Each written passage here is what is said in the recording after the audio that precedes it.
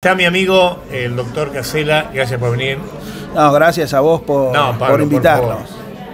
A ver, si yo empiezo a hablar con vos, tenemos que hacer 8 programas, ¿no? Y hoy no se puede hablar de política, ¿eh? Hoy no podemos hablar de política. Hoy no podemos hablar de política, estamos en plena veda. Es más, póngale a Dermicina de Boer que no puede criticar a Milei hoy, ¿eh?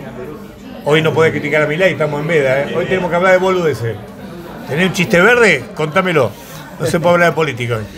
Porque obviamente cada vez que me junto con Pablo sale el tema político, charlamos, las invitaciones y todo lo que hace. Y esta invitación de hoy surgió porque, de esto sí podemos hablar, porque estamos en prevención de cáncer de mama y vas a participar, que me invitaste y te agradezco, de un foro para que, siendo vos oncólogo y director del hospital. Bueno, mañana vamos a estar en una jornada que se hace en el puerto, en Ingeniero Guay, donde intentamos, y esto es política sanitaria, acercarnos a las personas antes de que tengan un problema como puede ser el cáncer de mama. Es el lema de ustedes, ¿no? Exactamente, esto de llegar antes. Es un tema básico. Vos pensás, Jorge, que es el cáncer más frecuente en las mujeres. Eso te iba a preguntar, es decir, vos siendo oncólogo, ¿tenés como un podio de cáncer? Mirá, escuchá lo que te voy a decir. Sí. 1 de cada 8 mujeres va a tener cáncer de mama en algún momento de su vida. Fíjate lo que te estoy diciendo. Una de cada 8. Y no tenemos una vacuna para evitarlo, y no tenemos un hábito específico para suspender, como podría ser el tabaco asociado al cáncer de pulmón. Con ello. Pero sí tenemos una herramienta que es esencial, que es el diagnóstico temprano. El diagnóstico temprano ha demostrado ser la herramienta fundamental para salvar vidas. Tal es así que el 95% de las mujeres que tienen ese diagnóstico temprano pueden derrotar a la enfermedad. Bueno, no me animaba a preguntarte eso. Es decir, hoy un cáncer de mama tratado a tiempo es peleable. Totalmente, pero esencialmente esa es la herramienta. Nosotros siempre, y como médicos, hemos durante años y décadas poner especial atención en los tratamientos, en la quimioterapia, en el último anticuerpo monoclonal, en mejorar los aparatos de radioterapia, es decir, todo aquello que hacía a esa mirada biologicista. Pero es esencial acá y más importante que los tratamientos en sí, porque cuando estás tratando la enfermedad ya está con las personas, es llegar antes. Es hacer lo que se llama atención primaria, hacer prevención. Te diría que es la base de la política sanitaria de 46 para acá. Con el cambio de generaciones, ¿han mejorado en eso o son reticentes? Porque la mujer es más de ir al médico que el hombre, ¿no? La verdad que se controlan más, pero con el tema cáncer específicamente, a pesar de que estamos mucho mejor que antes, sigue siendo un tema difícil de hablar. Ajá. Fíjate que incluso, bueno, ahora que falleció el director técnico de Boca, se hablaba de una larga enfermedad. No se nombraba, no se decía la palabra. Yo soy un gran peleador que en los medios, que es mi rubro, no sé, porque yo vengo de una época de los tabúes. Por suerte, generaciones posteriores a mí ya no.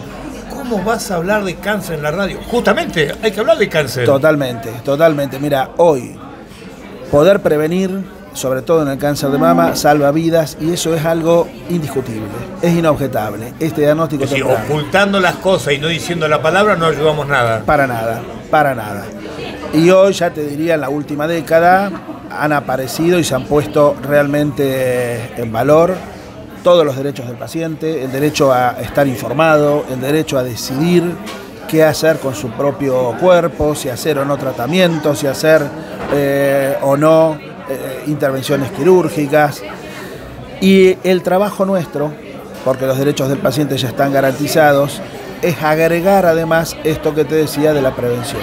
Es esencial saber quién se tiene que hacer los controles, en qué momento se los deben hacer. ¿A qué edad tiene que empezar la mujer a controlarse? Bueno, en general el cáncer de mama aparece con mayor prevalencia de los 50 años en adelante, pero hay grupos que son de riesgo. Por ejemplo, aquellas mujeres que tienen un familiar directo, hermana, tía, hablamos abuela, de genética. Exactamente, que tiene un familiar directo con diagnóstico de cáncer. esas pacientes deben empezar a controlarse antes. Y cuando hablo de controlarse estoy hablando de estudios complementarios, porque la realidad es que el autocontrol, poder palparse las mamas y saber cómo hacerlo, debe empezar en una forma temprana, te diría entre los 25 y los 30 años. Ajá, el autocontrol. Exactamente.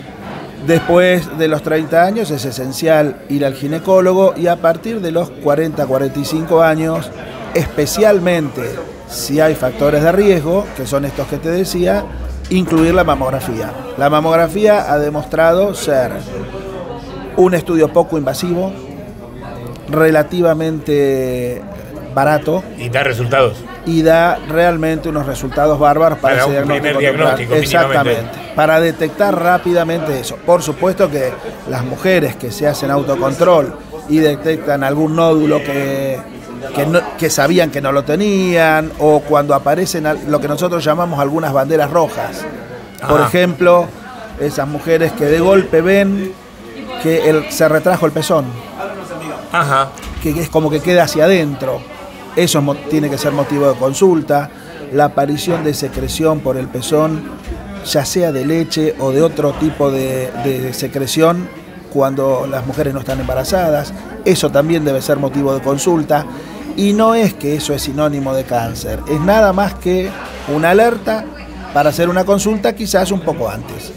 Pablito, ¿y la jornada en sí mañana qué tiene? ¿Distintos oradores? ¿En qué consiste? No, las jornadas nuestras siempre intentan incluir a las personas. La idea es que vengan las personas que quieran informarse, que ellos sean los protagonistas, y sí vamos a basar parte de lo que hacemos nosotros en dos ejes importantes.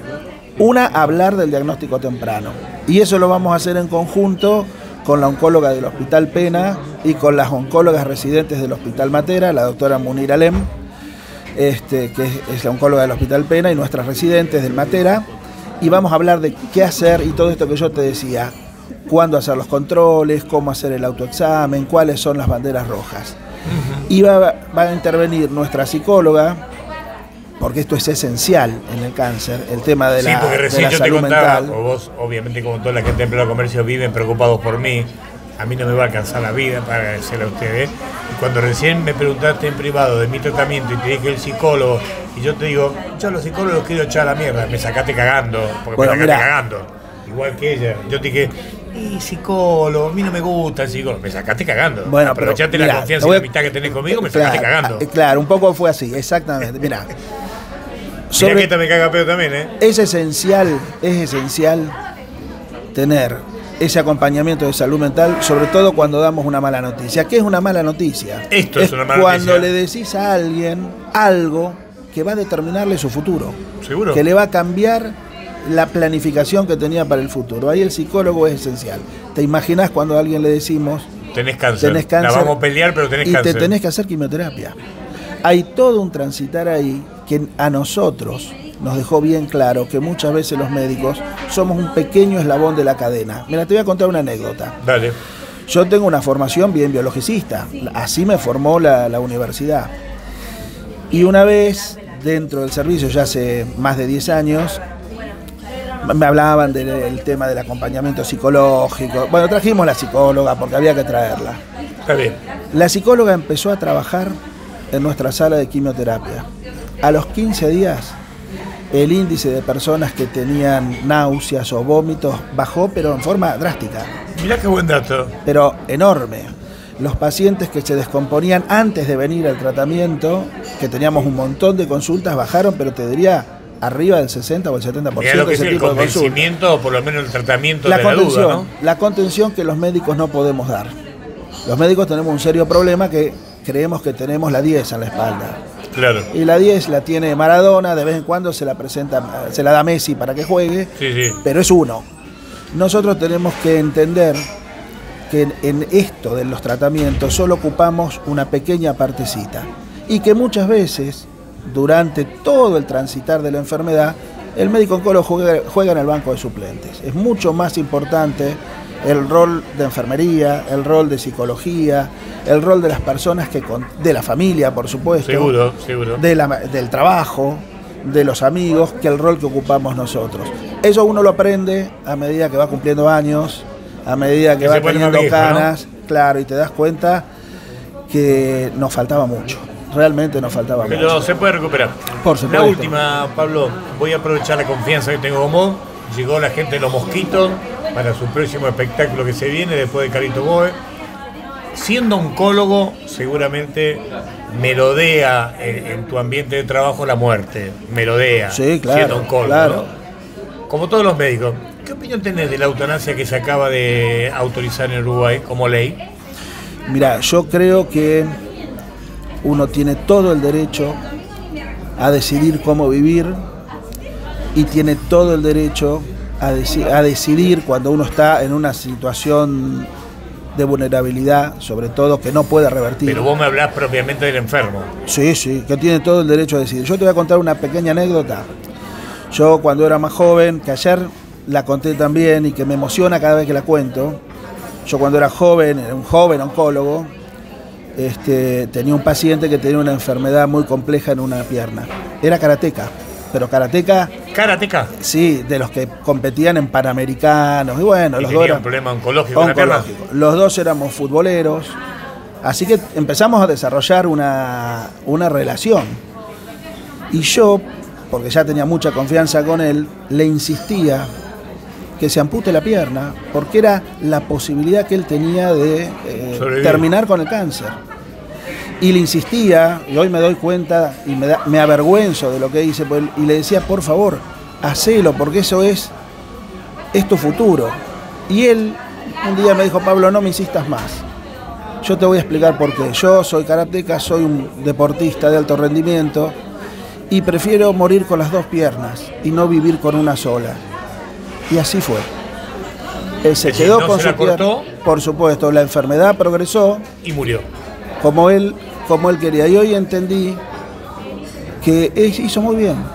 El paciente tiene que decidir. Nosotros los podemos orientar. Le tenemos que dar toda la información, si es que la quieren recibir. Pero la decisión es del paciente. La verdad que eso para mí fue conmovedor. Fue conmovedor porque me di cuenta que nosotros tenemos que tener límites, tenemos la obligación de asistir, de acompañar y de informar, pero no podemos decidir por el otro. Y él vivió como quiso y sobre todo falleció como quiso. Así que me enseñó mucho más. Linda historia, que algo que podría haber aprendido en la facultad. Pablito, gracias por estar cerca mío y de toda mi familia permanentemente. Gracias. No, gracias a vos y gracias a vos por darnos estos espacios para hablar de algo tan importante como la prevención. El doctor Pablo Casella, nos vamos a estudios y vamos con mi amigo Carlos de Boer y ya está Poroto Gutiérrez acá para anunciar el nuevo espectáculo de Los Mosquitos. Justo en el momento que más mosquitos hay en Bahía Blanca, aparecen estos muchachos.